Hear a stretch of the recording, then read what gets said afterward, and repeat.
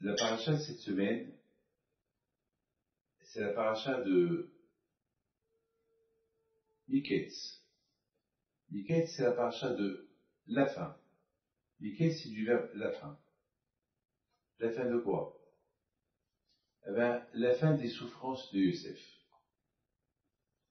Youssef Hatzadik, il a assez souffert dans sa vie. Le pauvre. Il a vu sa maman morte. Il a été adopté par Bilha, la servante de Rachel, sa mère. Et le pauvre, il a, à cause des rêves qu'il a rêvés, et que ces rêves-là, ils étaient impressionnants. Pourquoi? Parce qu'il faut savoir une chose, que beaucoup des fois, les gens, ils font des rêves par rapport à ce qu'ils pensent pendant la journée. Et par rapport à ce qu'ils pensent pendant la journée, ils rêvent le soir. Alors, Youssef Hatzadik alav shalom, lui, il adorait ses frères. D'ailleurs, c'est écrit dans la Torah que Youssef, il fréquentait les enfants de Bilha et de Zilpa. Il les fréquentait. Ça veut dire que Youssef Hatzadik, il voulait leur donner pas des compliments, le moral. Pourquoi? Parce que Yaakov Avinu était marié avec Rachel et Léa, qui étaient ses femmes, les femmes, mais il s'est marié aussi avec des servantes, qui étaient moins importantes. Alors beaucoup de fois, les enfants qui sont nés de Bilha et de Zilpa, qui sont moins importants, alors ils étaient un peu gênés de fréquenter les garçons comme Reuben, Shimon, Lévi, Yehuda, Issachar, Zvulon, parce qu'eux, ils étaient les enfants de, comment ça s'appelle, de Léa. C'était la première femme de Yaakov Avinu. Alors eux, ils se sentaient un peu diminués, comment on appelle ça? Ils étaient un peu, comme délaissés. Mais non. Youssef Hatzadik alav shalom, que lui était le garçon préféré de Yaakov Avinu, qui était le fils de Rachel. Alors lui, il allait toujours avec eux. Alors, maintenant, voilà, il se passe que Youssef, il fait un rêve. Alors maintenant, entre vous et moi, on ne peut pas dire, Haji Shalom, que Youssef, ses rêves, ils étaient fausses, que lui voulait se vanter. C'est impossible. Quand ils ont cru Lévi, parce que Lévi et Shimon, c'est eux qui ont fait la révolution. Ils ont dit, ouais, celui-là, il rêve des rêves contre nous, on dirait que on va être ses esclaves. Parce que les rêves de Youssef, c'était, une fois il arrivait des 11 étoiles qui se prosternent devant lui. Et le soleil et la lune qui se prosternent devant lui. Alors même son père, il lui a dit, attends, Youssef, attends, le soleil c'est ton père. Et les 11 étoiles, c'est tes 11 frères. La lune c'est ta mère.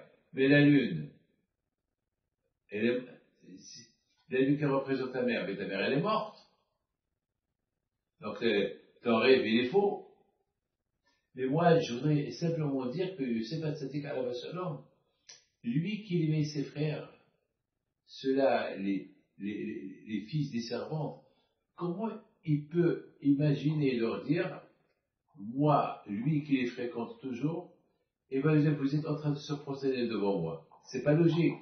D'un côté, il est toujours avec eux pour leur donner l'amour, pour les mettre à un niveau, il leur donner l'importance, voilà le mot, et soudainement maintenant il leur dit, vous êtes en train de se prosterner devant moi. C'est pas logique. Je peux pas te donner l'importance, c'est comme si je te caresse et je te donne une gifle. C'est pas logique. Je te caresse et je te donne une gifle. C'est pas logique. Donc c'est pas logique que Youssef, il fait des compliments à ses frères, et ceux qui sont les enfants des servantes, et toujours avec eux, il leur montre le moral, et il les fréquente, et après il leur dit, j'ai rêvé que vous étiez en train de se prosterner devant moi. C'est pas logique. Alors, Hajj Shalom, on ne peut pas dire que Youssef Hatzadik, il a fait des rêves parce qu'il pensait à la journée, et c'est pour ça qu'il a rêvé la nuit. Parce que ses frères, c'est ce qu'ils ont pensé. Ses frères, ils ont dit, si tu fais des rêves que nous, on se procède devant toi, alors ça veut dire quoi? Ça veut dire que c'est ce que tu penses pendant la journée. Et alors, tellement que tu penses que tu veux nous dominer, alors le soir tu fais ce rêve-là. C'est pas logique, c'est pas normal.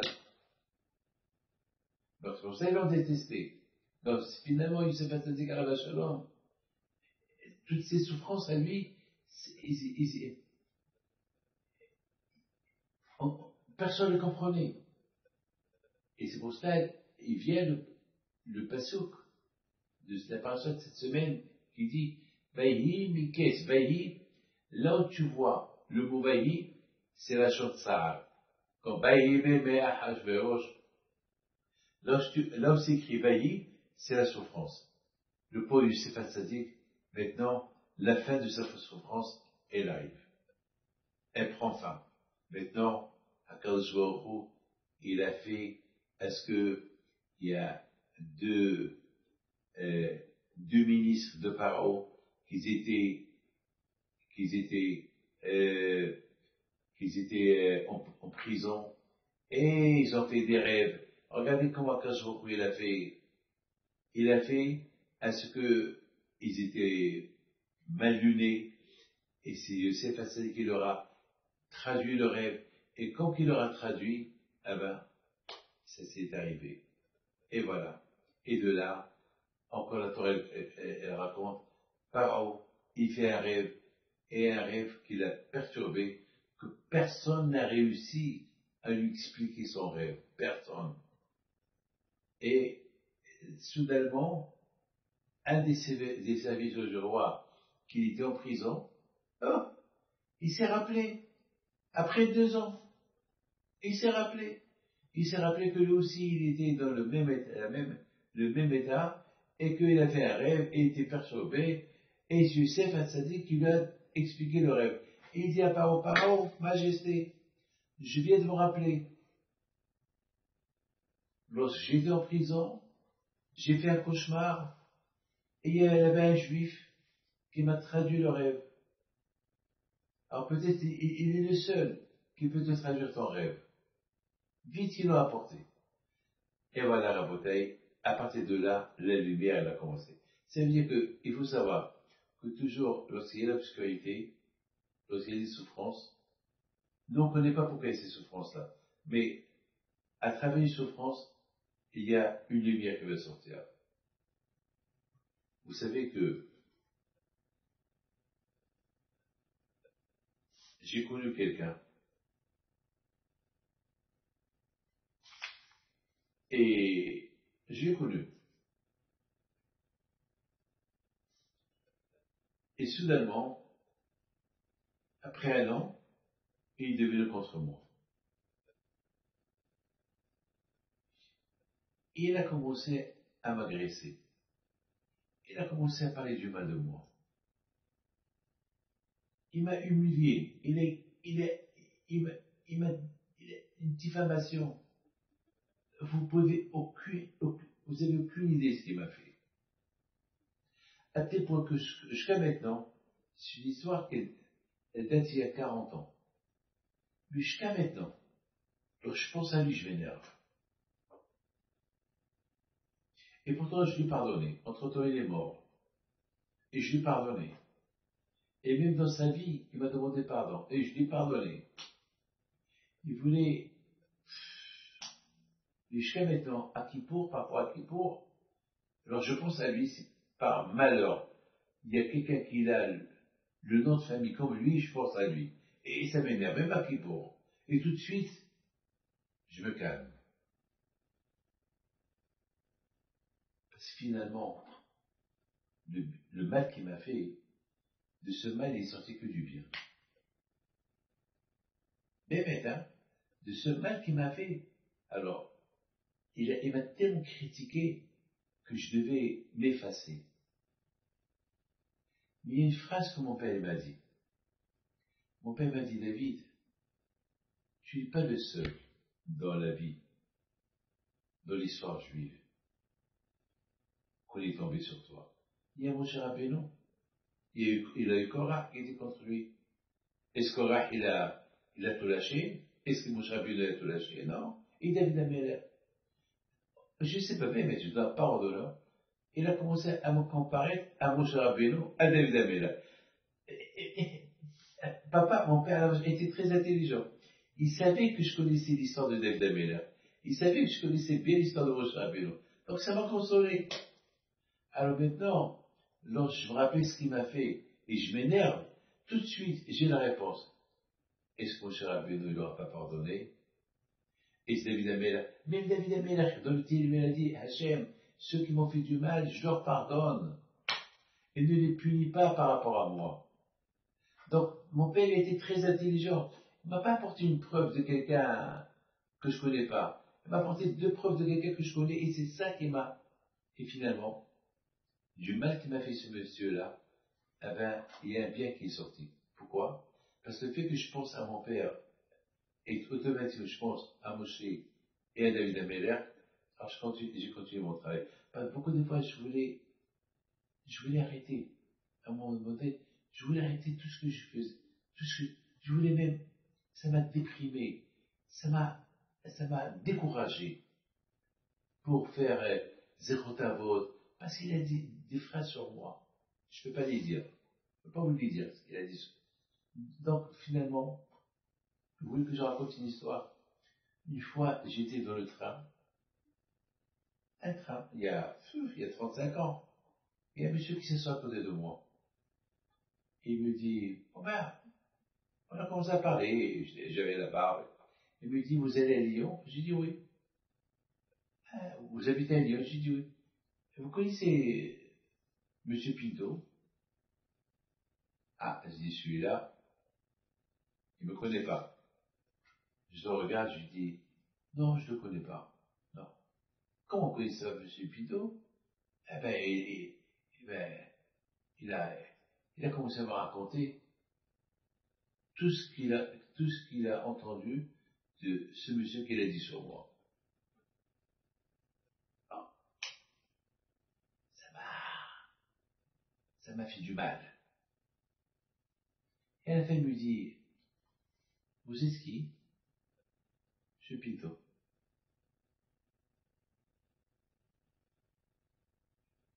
Le rabbin Pinto? Non, Monsieur Pinto. Je suis désolé, je m'excuse. C'est ce que j'ai entendu. Je dis, c'est pas grave. Mais ça m'a fait du mal. 2, 3 fois dans ma vie, j'ai eu ça. Mais, le plus important, c'est que la phrase qu'il m'a dit mon père, je l'ai pas oubliée. La phrase de mon père, je l'ai pas oubliée. Tu es mieux que David Améler, que ses propres amis, ils l'ont trahi. Tu es mieux que Moshe Rabbeinu, avec tout ce qu'il a fait au peuple juif. Ça suffit. Ça suffit cette phrase pour me donner du courage. Et à la fin, Baruch Hashem, j'ai réussi les yeshivot, voilà. Grâce à Dieu. J'ai presque 20 yeshivot. Mes enfants, ils ont des yeshivot. Et Baruch Hashem. Baruch Hashem, grâce à Dieu. Je suis heureux, je suis content. C'est ce qu'on apprend de Yosef Hatzadik. De Yosef Hatzadik, on apprend que, comme il dit le Midrash, Akadosh Baruch Hu devait préparer Yosef pour que son père puisse descendre en Égypte. Parce que n'oublie pas que Akadosh Baruch Hu a dit à Abraham Avinu 400 ans d'esclavage pour ses descendants. Et ça devait commencer à partir de Yaakov Abino. Mais étant donné que Yaakov c'était un homme de Torah, Yaakov Ishtam Yushev Ohalim, Emlavad Garti, et Tagak Mitzot Shamarti. Yaakov Abino c'était l'homme de Torah. C'est pas kavod pour un homme de Torah qui vont le faire descendre de force en Égypte. Non, c'est pas kavod à la Torah. Titen Emet Yaakov. Yaakov, c'est la photo de Yaakov Abino, elle est gravée à côté de Hakadosh Baruch Hu. Donc c'est pas kavod pour un homme comme Yaakov Abino de descendre avec des chaînes en fer, lui et ses enfants, prisonniers en Égypte, et rester là-bas 400 ans. Alors Hakadosh Baruch Hu, qu'est-ce qu'il a fait? Il a fait que Yosef a été vendu. Que Yosef, ses frères étaient jaloux de lui. Hachem, il a fait une histoire. Il a fait une histoire. C'est vrai, c'est dur, mais pour le kavod de la Torah, Akash devait faire comme ça. Pour le kavod de la Torah. C'est pas parce que Yaakov Abino, c'est le symbole de la Torah. Il y a deux choses qu'on apprend de tout ce qui s'est passé à Yaakov et à Yosef. Et de Yaakov, on apprend que c'est pas kavod pour Yaakov, qu'il est le patriarche, le bien-aimé de Hakadosh Baruch Hu, qui descend comme un esclave en Égypte. Et la deuxième chose, la Torah veut nous apprendre que même qu'on peut être en exil, même qu'on est seul, dans un endroit où il n'y a que des Shaim, où il y a la débauche, si on veut rester sadique, on reste sadique. Comme Yosef. Comme Yosef. Il est resté sadique. Et avec qui s'est marié Yosef? Il s'est marié Yosef avec sa nièce, avec Osnat. Et c'est qui Osnat? Osnat, c'était la fille de Dina.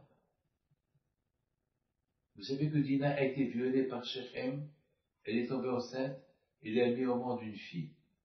Cette fille-là, Yaakov Abino ne pouvait pas la garder. Il ne pouvait pas la garder. Je ne veux pas rentrer dans les détails. Alors, il lui a écrit un shem, un kamia.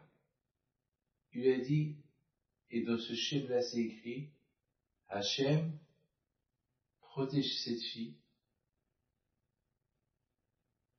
et trouve lui son destin. C'est ce que Yaakov il a fait. Mais entre vous et moi, c'est logique qu'un grand-père, il fait ça à sa petite fille. Ok, Dina, sa fille a été violée. Elle est tombée enceinte. Où tu as vu, qui peut faire ça? Et Dina, attends, elle n'a rien dit. Comment? On lui prend sa fille et on la met dans un on la jette comme ça, mais c'est pas logique. Comment Léa, elle n'a rien dit, Léa, la grand-mère, elle n'a rien dit, elle n'a pas respecté, et comment les Shvatim, ils n'ont rien dit. Qu'est-ce qui s'est passé? Bien sûr que Yaakov Abinu Alav Shalom, lui, il a pensé ce qu'il a pensé, mais Akash il a pensé, cette petite fille, c'est pour Yosef. Aïe, aïe, aïe, aïe, aïe. Parce que le Midrash, il dit que Amalach, il est venu, il a pris Osnat, il l'a pris en Égypte, il l'a mis dans la maison de Potiphar. Potiphar, que lui, il n'avait pas des enfants. Il n'avait pas des enfants. Donc le matin, il se réveille, il voit une belle petite fille chez lui à la maison. Ben, il l'a adoptée. Et il a trouvé sur elle une chaîne. Cette chaîne, il lui a laissé. Il a grandi avec cette chaîne. Cette chaîne-là qu'elle a protégée. Cette chaîne-là. Et c'est bizarre. Bizarre, bizarre, bizarre. Yosef Hatzadik, il était esclave. Qui l'a acheté? Potiphar, il l'a acheté. Mais Yosef Hatzadik, Ne me dis pas qu'il n'a pas vu cette petite fille-là. Ne me dis pas qu'il n'a pas vu. Maintenant, mes amis, il faut savoir que cette fille-là, quel âge elle avait? Je ne sais pas. Si Youssef Hatzadik, il avait 17 ans lorsqu'il est parti en Égypte, alors cette fille-là, elle devait avoir, je ne sais pas, 10 ans, 9 ans, 8 ans. Je ne sais pas quel âge elle avait, mais c'est comme ça. Puisque Dina, elle est née avant Youssef. Ça veut dire que Youssef, vous avez compris, Dina, elle est née avant Youssef. Donc cette petite-là, je ne sais pas, elle est née Osnat, elle est née, je ne sais pas, je ne sais pas quel âge elle avait lorsqu'elle était à la maison de Potiphar. Mais regardez comment Akadosh Baruch Hu, il a fait les choses. Et ce qui est bizarre, vous savez que lorsque Youssef Hatzadik, il est devenu roi d'Égypte, Potiphar, Pharaon, il lui a donné Osnat. Mais attends, mais comment, pourquoi pas une autre fille? Pourquoi la fille de Potiphar? La fille adoptée de Potiphar? C'est qu'il y avait quelque chose que nous on ne comprend pas. Ça veut dire que Youssef Hatzadik, il savait que Osnat, elle était sa nièce. Il a dû la voir. Il a vu le Shem sur elle. Donc lorsqu'il a été libéré, et il est devenu roi, c'est lui qui a dû dire à Pharaon, je veux la fille de Potiphar. Ce Potiphar-là, qui m'a accusé que je voulais violer sa femme, alors je veux sa fille. C'est la folie. Regarde comment Akash Baruch Hu, il a fait les choses. Finalement, à la fin, Potiphar est devenu le beau-père de Youssef. Et Zuleika, la femme qu'elle voulait de Youssef, elle est devenue sa belle-mère. C'est de la folie. C'est de la folie. Comment Akadosh Baruch Hu, Ilat Ha'ilot Yusibat Zezibot. Comment Akadosh Baruch Hu prévoit les choses. Moi, le mal qui m'a fait ce monsieur-là, finalement, c'est pas du mal qu'il m'a fait. Il m'a donné du courage. Chaque fois que je tombais, je dis, je vais faire encore une yeshiva. Allez, je vais lui montrer qui je suis. Allez! Donc finalement, d'un mal, il sortit un bien. Beaucoup des fois, bémet, beaucoup des fois. Ça se voit tout le temps.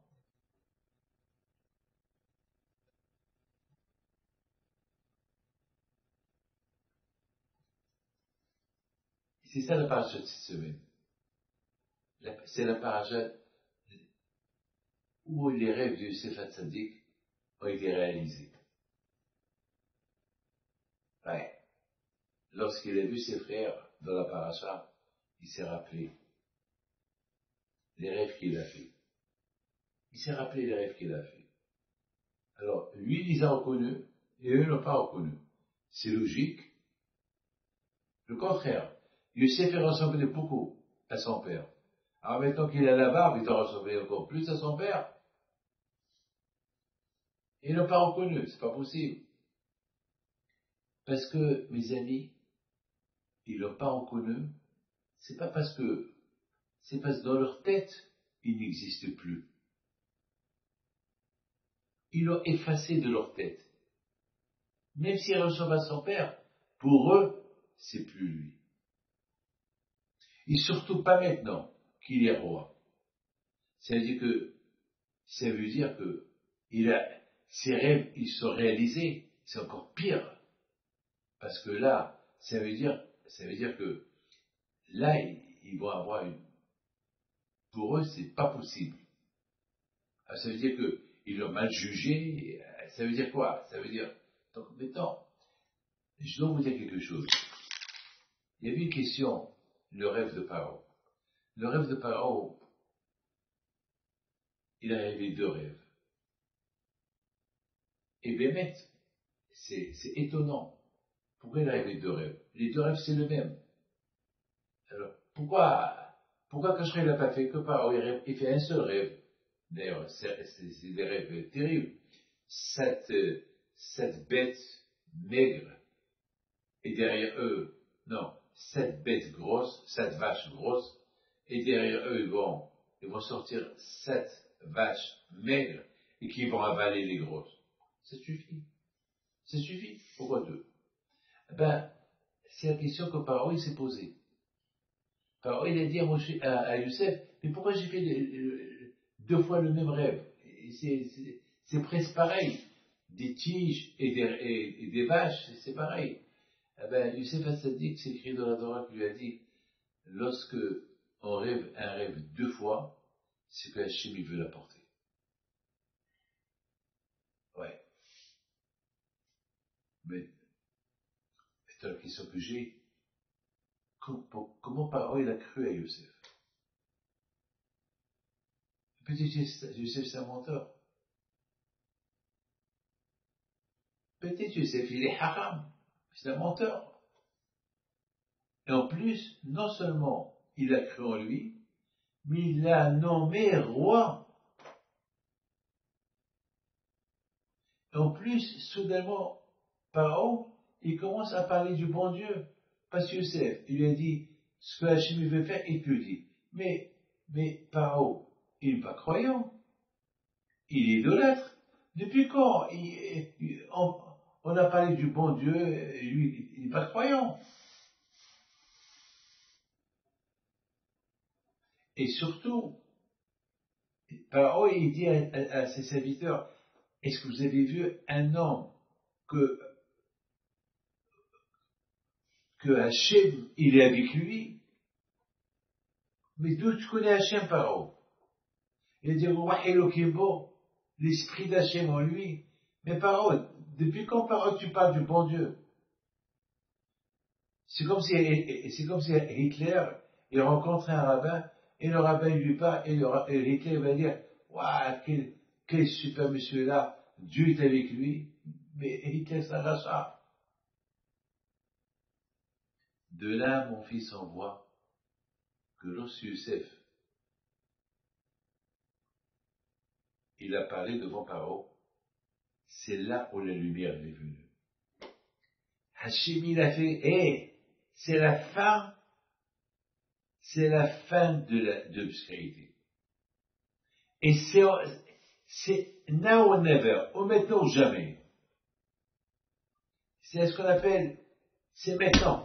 C'est maintenant le moment idéal que Youssef, il va devenir roi. Ça y est, c'est maintenant que ces rêves vont se réaliser.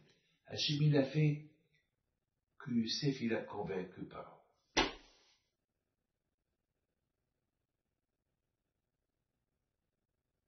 Une fois, ça m'est arrivé la même histoire. La même histoire. Je discutais avec quelqu'un et j'arrivais pas à le convaincre. Je lui dis,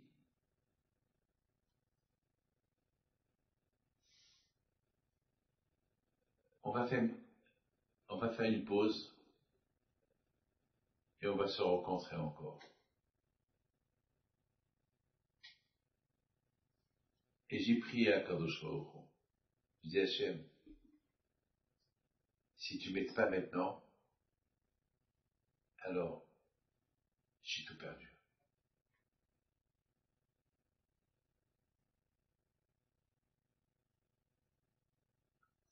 Pendant la pause, quelqu'un qui m'appelle.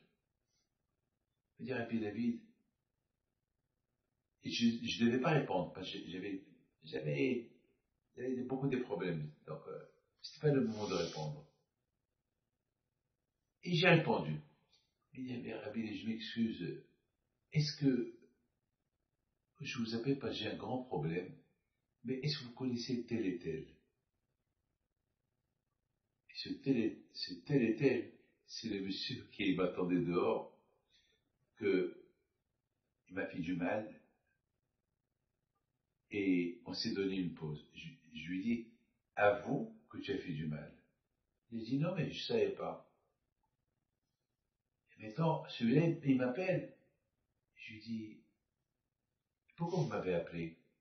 Il m'a dit, parce que je sais que il vient chez vous et il vous connaît, et je voudrais savoir, est-ce qu'on peut lui faire confiance? Je lui dis, de quoi s'agit-il? Il m'a dit, parce que je fais une affaire avec lui, et qu'est-ce que vous conseillez? Je lui dis, écoutez, je ne peux rien vous dire, mais appelez-moi demain.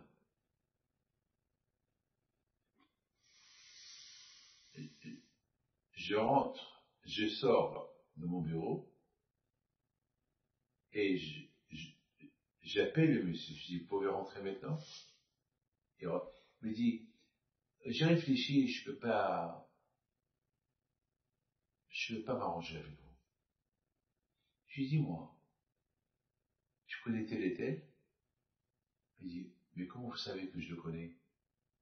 Vous allez faire avec lui une affaire? Mais comment vous savez que je veux faire des affaires avec lui? Parce qu'il vient de m'appeler maintenant. Il m'a dit que je vous connais et je peux vous faire confiance. Alors il me dit, mais qu'est-ce que vous lui avez dit? Je lui dis, qu'est-ce que je lui ai dit? Ben, je lui ai encore rien dit. Maintenant, je te pose une question. Je me suis ce papier que je vous dois rien, parce que vous avez menti que je vous dois de l'argent. Vous avez un faux papier. Ah, maintenant, moi, je veux rien que la vérité.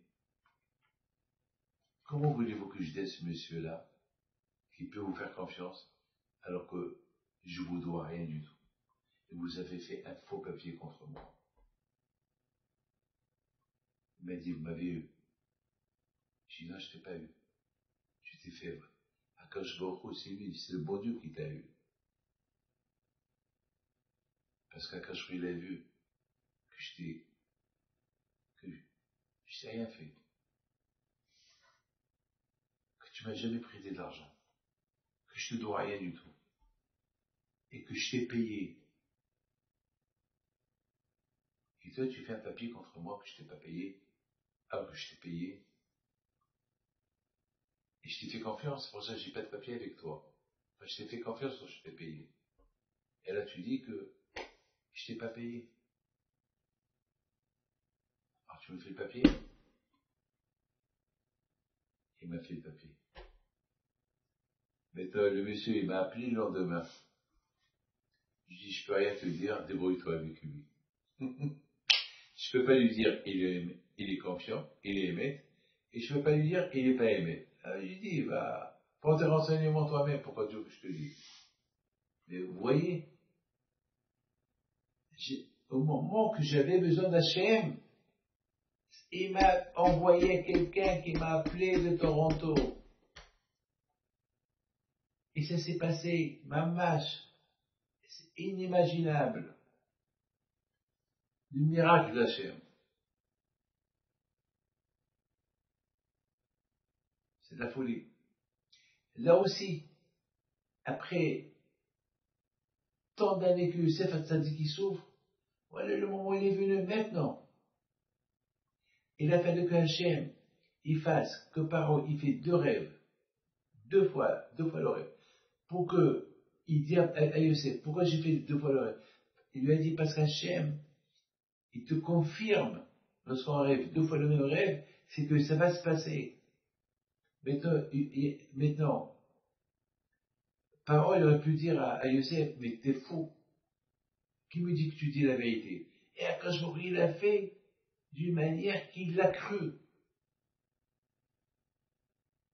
Parce que si Paro, maintenant, il fait rien du tout, alors tous les rêves qu'il a fait, qu'il a vu Youssef, c'est du bidon. Et comment Yaakov va venir comme un esclave? Akash Baruch Hu, il a des solutions au moment que tu as besoin. C'est comme monsieur Ferrand. Il partait les Lula de Rabbi Pinto. Et au retour, pour retourner au Canada, il avait un problème. Il n'avait pas de PCR pour le corona. Il n'avait pas. Parce que lui, il a cru que celui qu'il avait, c'est pour... il était périmé. Il ne savait pas quoi faire. Sur son portable, il a la photo de Rabbi Pinto. Il a allumé son téléphone, il y a la photo de Rabbi Pinto. Il passe, PCR, alors, hein, il lui montre la photo de Rabbi Pinto. Au moment que il lui montre la photo de Rabbi Pinto, il y a quelqu'un qui vient lui parler, un collègue à elle. Alors, elle lui dit, passe. Comment tu comprends ça? Mais comment tu comprends ça? Mais c'est de la folie, c'est de quoi devenir fou. Lui, il tremblait. Et vous savez quelle porte c'était pour aller au Canada? E26. E26, c'est Elul, le 26 Elul. Il a pris la photo, il était comme un fou. Alors là, c'est, au moment que, ouais, ça veut dire que Hachem, la mère, et puis lui dit, hé, monsieur Ferrand, t'as vu? Voilà, j'étais avec toi. Tu as prié, voilà. C'est de la folie. C'est de la folie. On voit que Youssef Hatzadik Alav Shalom était tellement tzaddik que lorsqu'il est devenu roi, il avait la possibilité d'envoyer des gens chez son père pour dire à son père, voilà, je suis vivant, je suis là. Ouais, mais il y a un problème. C'est que Youssef, il a juré à ses frères de ne pas retourner à la maison. Parce que lorsqu'ils l'ont vendu, ils l'ont fait jurer. Tu jures que tu ne retournes pas à la maison. Mais le pauvre, il n'a rien fait. Il leur a dit, mais j'ai rien fait. Mais vous m'entendez? Il a dit, j'ai rien fait. Ils lui ont dit, on ne veut pas que tu retournes. Tout ça, ça fait partie de la préparation que Hachem a préparée pour que Youssef va en Égypte. Et lui, il n'a pas le droit d'aller vers eux. Mais eux, ils vont venir vers lui. Alors Hachem a fait qu'il y avait la famille, que c'est eux qui sont venus chez lui. C'est eux qui sont venus chez lui.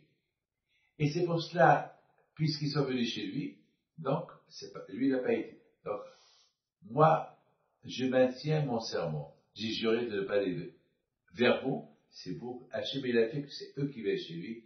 Et vous connaissez l'histoire jusqu'à la fin.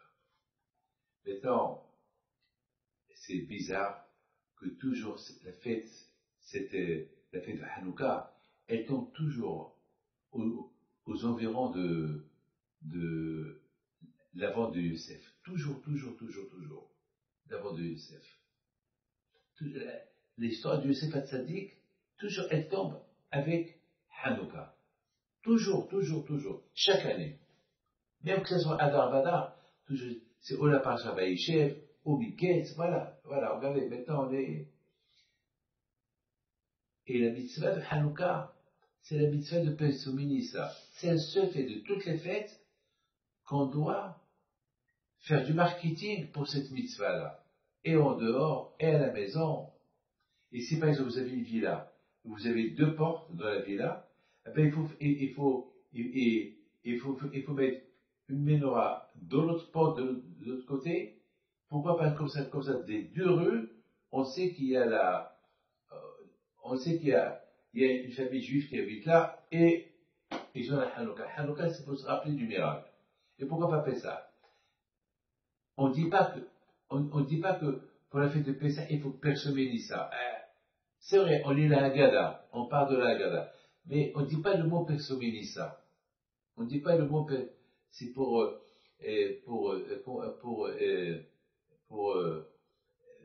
faire diffuser le miracle comme ils font aujourd'hui partout. Il y a des voitures qui passent avec le menorah sur Chabad, et ils le font persomélissa. Jusqu'à maintenant que même les goïms, ils ont la Hanouka. Même les goïms, ils font la Hanouka aujourd'hui. J'étais à New York visiter des malades pendant Hanouka, Et dans chaque chambre, il y a une Hanouka. Et dans les hôtels, il y a une menorah de Hanouka. Parce que toutes les fêtes, ils n'ont aucun lien avec la Neshama, avec l'âme. La seule fête qu'elle a un lien avec l'âme, c'est la Hanouka. Les Grecs, ils ont voulu nous faire oublier la Torah. Ils ont voulu nous déconnecter du bon Dieu. Et si on est déconnecté du bon Dieu, il n'y a plus de Neshama. On perd l'âme. On perd l'âme juive. Parce que toutes les fêtes, l'âme, elle n'était pas en jeu. En Égypte, le judaïsme n'était pas en jeu d'extermination. Parce que je vais la promettre à Abraham de le protéger. La Torah, Baruch Hashem, elle est connue. On n'a pas c'est pas la fête de faire du marketing pour la Torah. La fête du Sukkot, tout le monde la connaît. Parce que avec le fait déjà de faire la Soukha dehors, tout le monde la connaît. Mais la fête de Hanouka, elle a besoin. Parce que on ne voit pas la Neshama. On voit ton corps, on te voit avec un kippa. C'est vrai. Mais la Neshama, l'âme, on ne la voit pas. Alors on parle de l'âme, parce que l'huile, c'est Hachemen. Et Hachemen, c'est les mêmes lettres de Neshama. Beaucoup de fois, tu vois un juif, et il a les synagogues, mais il se peut qu'il est marié avec une goya, il n'a pas de Neshama. On voit un juif avec un taïd kata, mais il se peut qu'il n'a pas de Neshama. Vous avez compris? C'est pour ça la fête, et c'est pour ça la fête la fête de, comment ça s'appelle, de Hanouka, elle a un lien avec l'histoire de Yosef Hatzadik, que même qu'il était seul en Égypte, il n'a pas perdu sa neshama. Il était beau gosse, toutes les femmes derrière lui, et lui, il a maintenu sa neshama. C'est la folie, c'est la folie. C'est pour ça, Hanouka, Yosef. Et c'est pour ça qu'on dit, Mosif veoler. Parce qu'on allume la menorah, on dit Mosif veoler. Chaque jour, tu ajoutes. Tu ajoutes. Mosif, si tu veux Yosef. Comme Yosef Hatzadik. Yosef Hatzadik, tout seul, en Égypte, Mosif veoler, et monter, et monter, et monter, et monter, et monter, et résister les tentations. Il n'a pas perdu sa neshama. Il était tout seul.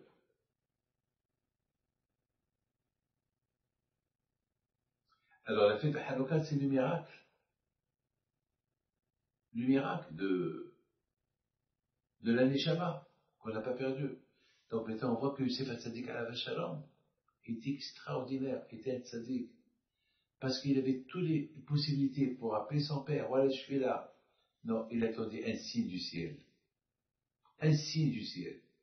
Pour que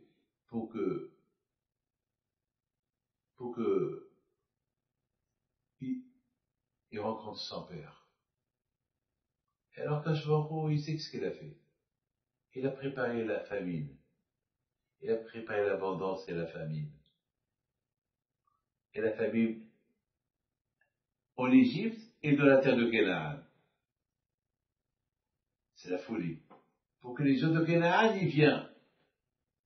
Et Youssef, il savait, maintenant, donc, il savait qu'ils vont tous venir. Comment il savait? Parce qu'il faut qu'ils soient mignons. Pour ne pas, il faut qu'ils soient 10 pour faire minyan. Pour faire la prière avec minyan. C'est la folie. C'est la folie. Voilà. Que Kadosh Baruch Hu, il fasse que vers Hachem, on s'attache à Kadosh Baruch Hu davantage et davantage.